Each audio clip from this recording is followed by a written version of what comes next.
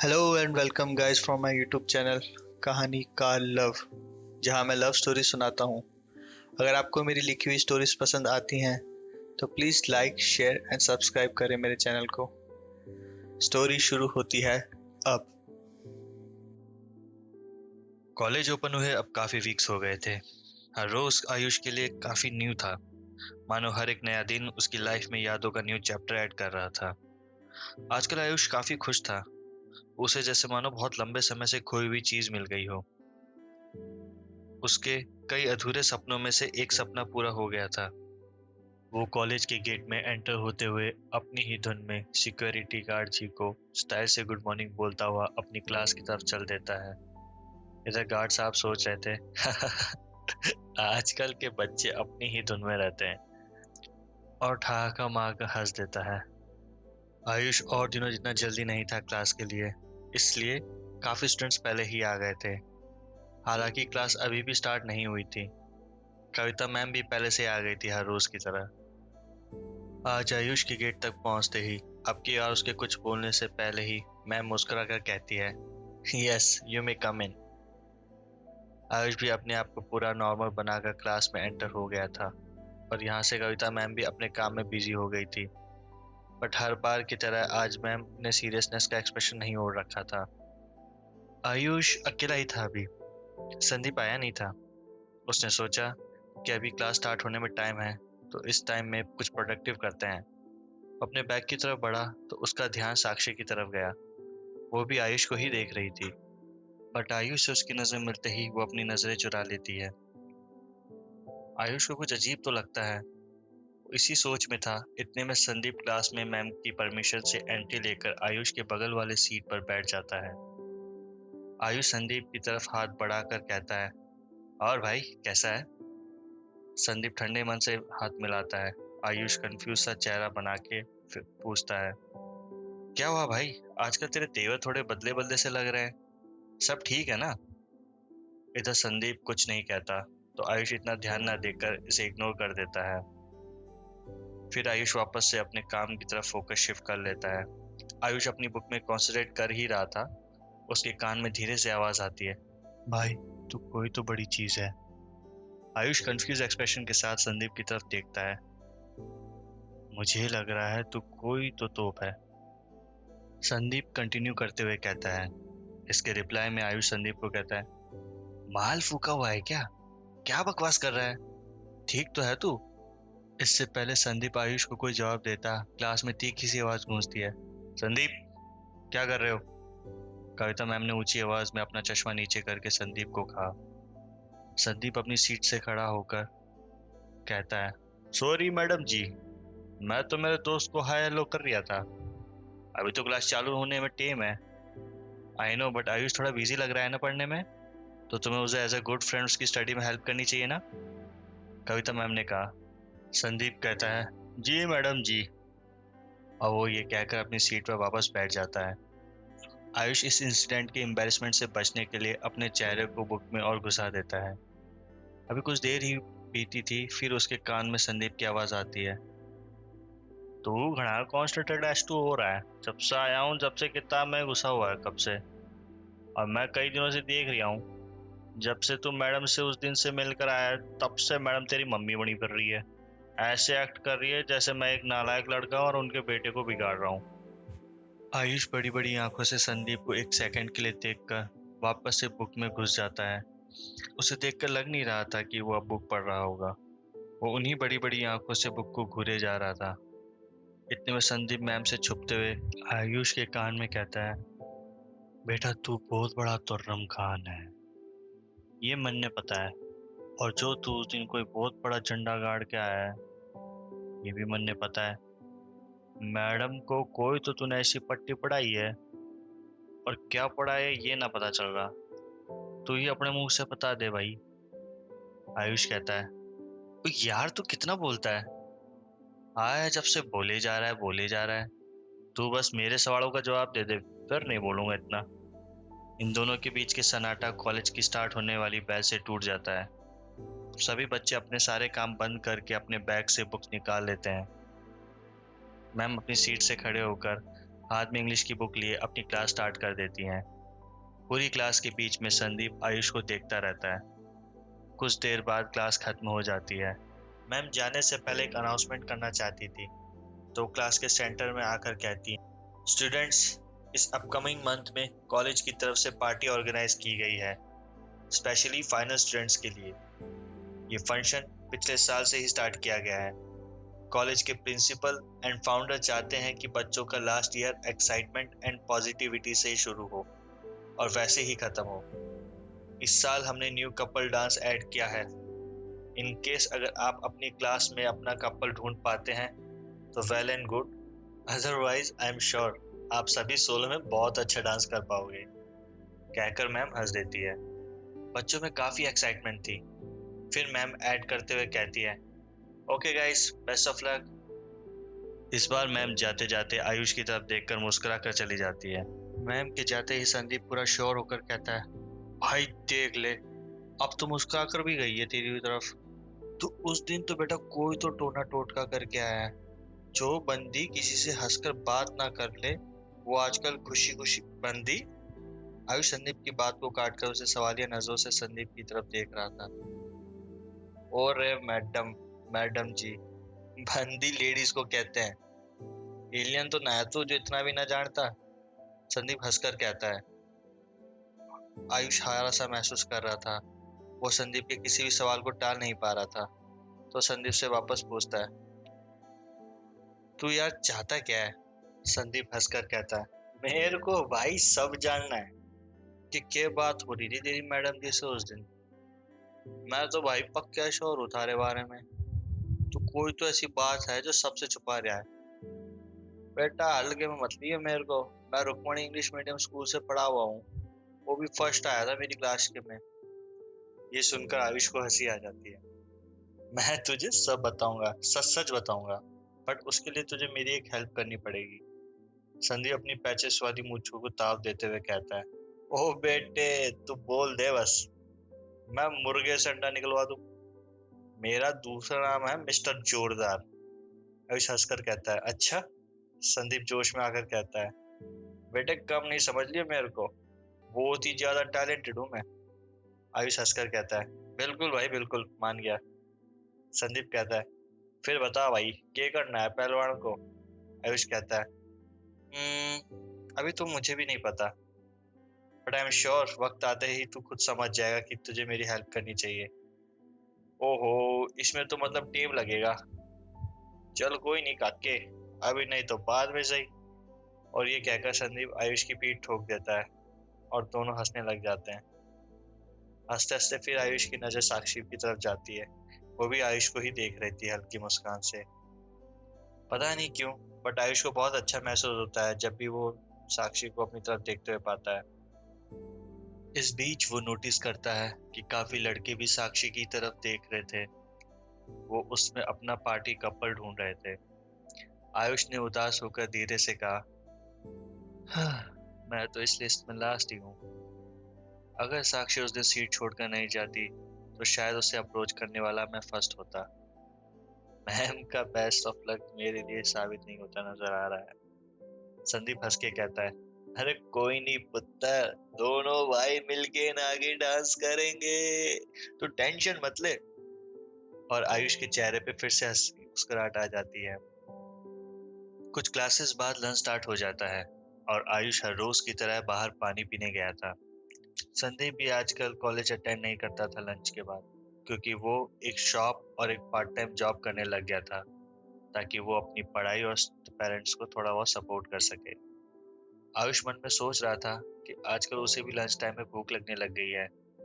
यही सब सोचता सोचता वो कविता मैम को क्लास के पास से गुजरते हुए देखता है, तो वो मुस्कुराकर उन्हें इशारों में हेलो बोलकर क्लास में एंटर हो जाता है। वो नोटिस करता है उसकी डेस्क पर एक टिफिन पड़ा हुआ था।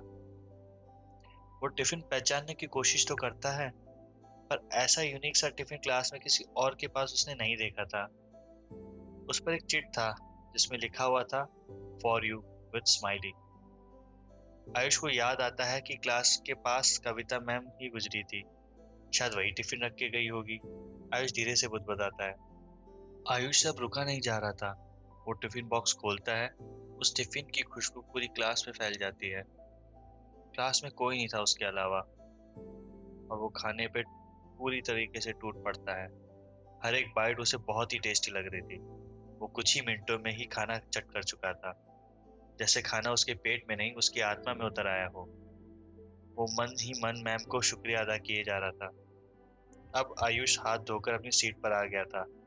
उसने सोचा कि अभी लंच टाइम फिनिश होने में कुछ समय है, तो वो फटाफट अपने बैग में से एक फूल ले आता है। ये कोई जंगली फूल था जो उसने कॉलेज आते आते रास्ते में से तोड़ लाया था। चुपके से साक्षी की ड्रॉर में रख के अपनी सीट पर भाग आता है। अब कुछ देर में ही लंच खत्म होता है और धीरे धीरे सारे स्टूडेंट अपनी सीट्स पर वापस आ गए थे। अब तो मान लो ये उसका डेली का रूटीन बन गया था। रोज कॉलेज आना, पढ़ाई करना, छुपके साक्षी को निहारना। साक्षी भी कई बार आयुष को उसे ऐसा करते नोटिस कर लिया करती थी, पर कोई रिस्पॉन्स नहीं करती थी। और कभी कभार आयुष साक्षी को नोटिस करता भी था। इस बीच संदीप से हंसी मजाक करना, लंच में मैम के हाथ से बना टेस्टी टेस्टी खाना खाना, और साक्षी की डेस्क में हर रोज नया फ्लावर छुपाना। हालांकि साक्षी ने कभी ये जानने की कोशिश नहीं की कि ये फूल कौन रख कर गया है, और ना ही कभी उसने टीचर से इसकी शिकायत की थी। आयुष का दिमाग कह रहा था, इतनी प्यारी और खूबसूरत लड़की को इस तरह फूल या गिफ्ट मिलना बहुत आम बात होगी। पर आयुष बहुत खुश था अपने इस रूटीन से। धीरे धीरे अब कॉलेज पार्टी के दिन आ गए थे। सबने अपने अपने पार्टनर जब से मैम ने अनाउंसमेंट की थी पार्टी को लेकर तब से ही चुन लिए थे। बहुत ही कम लोग बचे थे जिन्हें पार्टनर नहीं मिले थे। उनमें से एक आयुष और एक संदीप भी था। दोनों ही पार्टी में काफी अलग लग रहे थे। पार्टी में सब खूबसूरत सा था। ठंडी हवाएं चल रही थी। आसमान में पूरा चांद निकल आया था। ऐसा लग रहा था आज मून कुछ ज्यादा ही बड़ा है। आसमान तारों से भरा हुआ था। सब फैंसी और स्टाइलिश से कपड़े पहने हुए पार्टी में आए हुए थे। बट संदीप और आयुष ने अपनी फाइनेंशियल कंडीशन सही ना होने की वजह से फ्लैट से ही कपड़े पहने हुए थे। लोगों की जब भी उन पर नजर पड़ती सब अपना मुंह बना लेते। इधर संदीप अपने हाथ में दो कोल्ड ड्रिंक के ग्लास लेकर आता है, जिसमें से एक वो आयुष को पास करता है और काफी सीरियस टोन में कहता है, देख भाई, मेरी तो सेटिंग है, इसलिए मैंने किसी से पूछा ना, पर तुमने पूछा है साक्षी से डांस के लिए।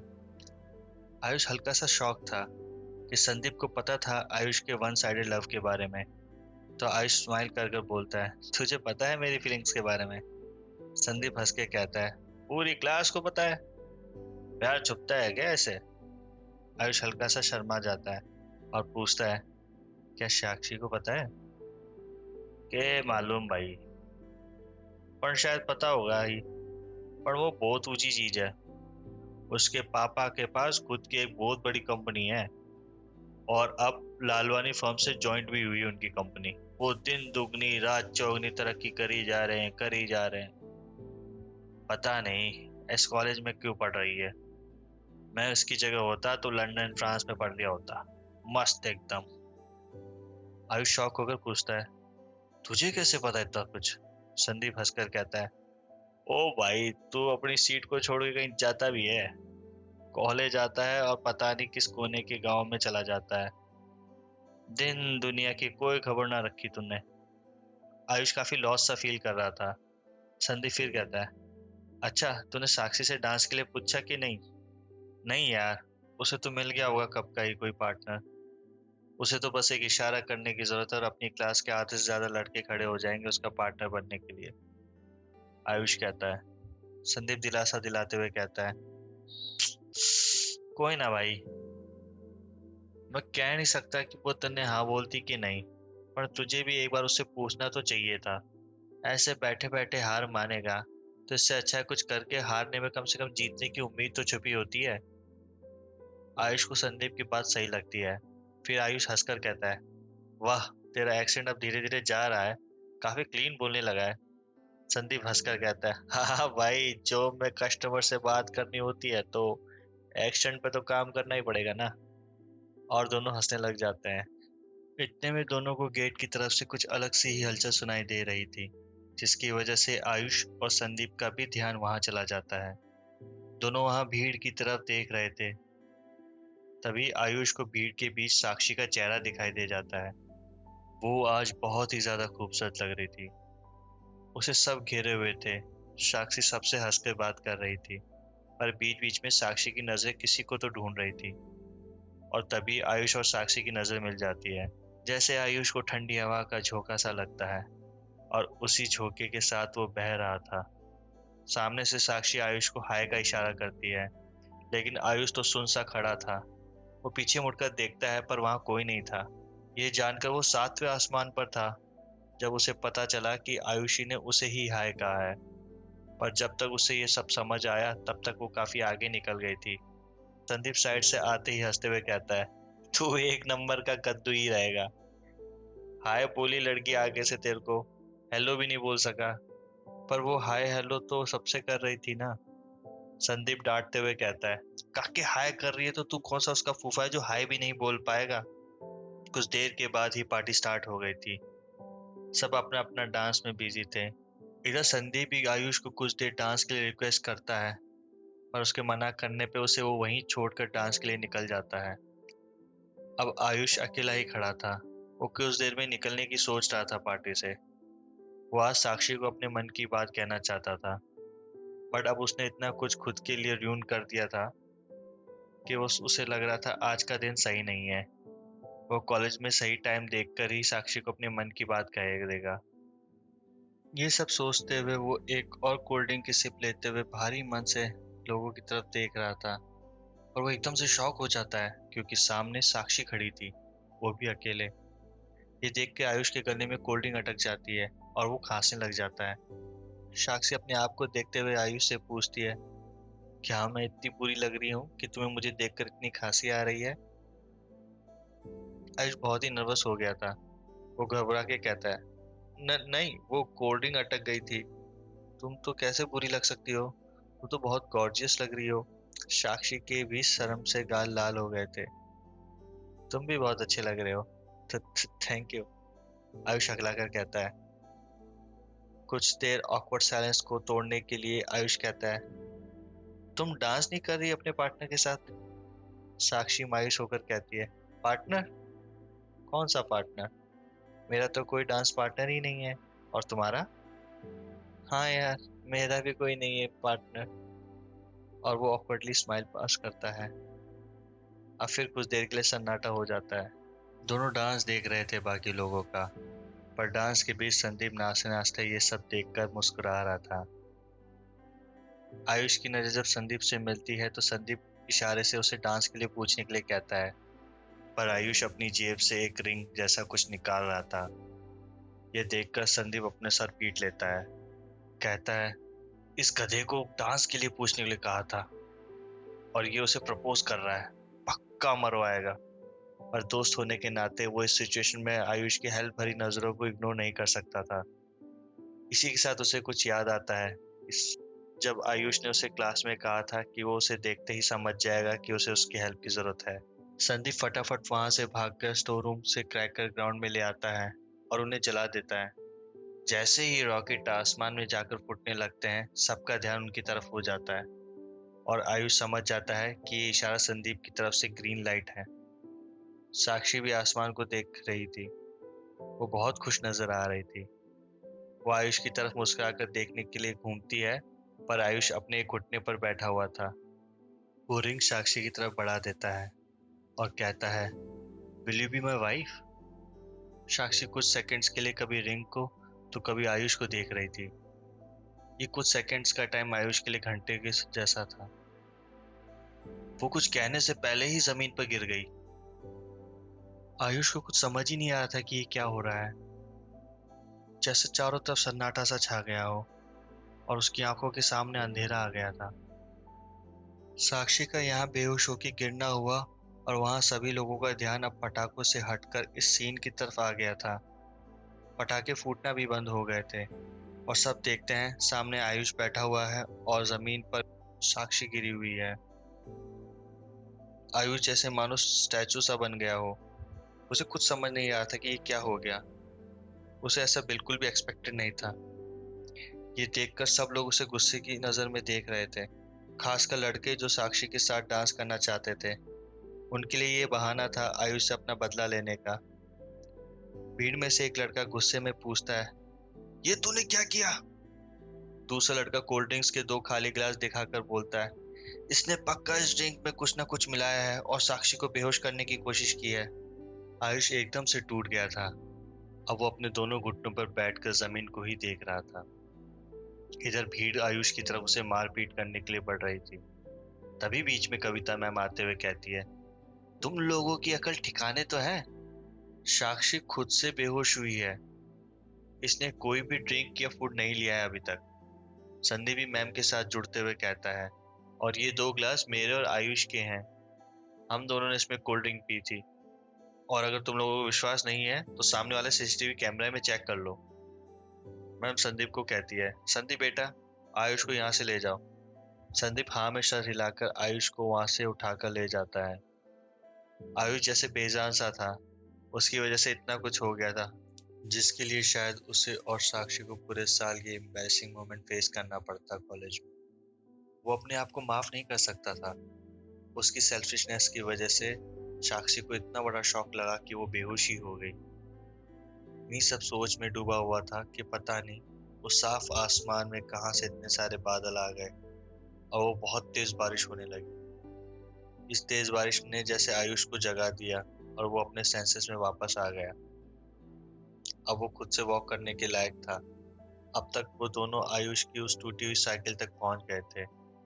आयुष संदीप को हक करते हुए कहता है, सॉरी दोस्त, मेरी तरफ से ये सब तुझे झेलना पड़ा, बट अब और नहीं होगा। मैंने ये फैसला किया है, कल से मैं इस कॉलेज में वापस नहीं आऊंगा। संदीप कुछ बोलने की कोशिश करता तो आयुष उसे रोकते हुए कहता है, प्लीज यार, तुझे दोस्ती की कसम है, तू मुझे नहीं रोकेगा। संदीप कहता है, पर तेरे बिना यार मेरा मन कैसे लगेगा कॉलेज में? आयुष हंस के अपनी जेब से कार्ड निकालते हुए कहता है, तू टेंशन मत ले, तेरा मन कॉलेज से जब उब जाए तो मुझे कांटेक्ट करना। और कार्ड संदीप के हाथ में थमा देता है। चिंता मत कर, मैं अपना प्रॉमिस भूला नहीं हूँ। तो जिस दिन मुझे कांटेक्ट करेगा मैं उसी दिन तुझे अपने बारे में पूरी सच्चाई जरूर बताऊंगा। ये कहकर अब आयुष मेन गेट की तरफ बढ़ देता है। संदीप अभी भी वहीं आयुष की साइकिल के पास खड़ा था। इतने में एक लग्जरियस सी कार कॉलेज के गेट के पास आकर खड़ी हो जाती है, जिसमें आयुष बैठकर निकल जाता है। संदीप को कुछ समझ नहीं आ रहा था कि ये सब क्या हो रहा है। आयुष के पास साइकिल को रिपेयर करवाने के पैसे नहीं थे और अब वो कहाँ से चला गया। इधर कार में आयुष पैसेंजर सीट पर बैठा बाहर पिच डार्क में देख रहा था, तो ड्राइवर सीट की तरफ से आवाज आती है, तुम्हारा कॉलेज जाने का भूत उतर गया कि अभी भी बाकी है? आयुष शॉक होकर कहता है, पापा आप? और यहाँ दूसरी तरफ कॉलेज में संदीप अपने हाथ में पड़े कार्ड को देखता है। उस पे ब्लैक कार्ड पर रियल गोल्ड से लिखा हुआ था, मिस्टर आयुष्मान लालवानी, और नीचे कॉन्टैक्ट डिटेल्स थी। ये देखकर संदीप को धक्का सा लगता है और वो फर्श पे गिर जाता है। आयुष की खटारा साइकिल की तरफ देखकर कहता है, Ayushman Lalwani, the son of Lalchand Lalwani.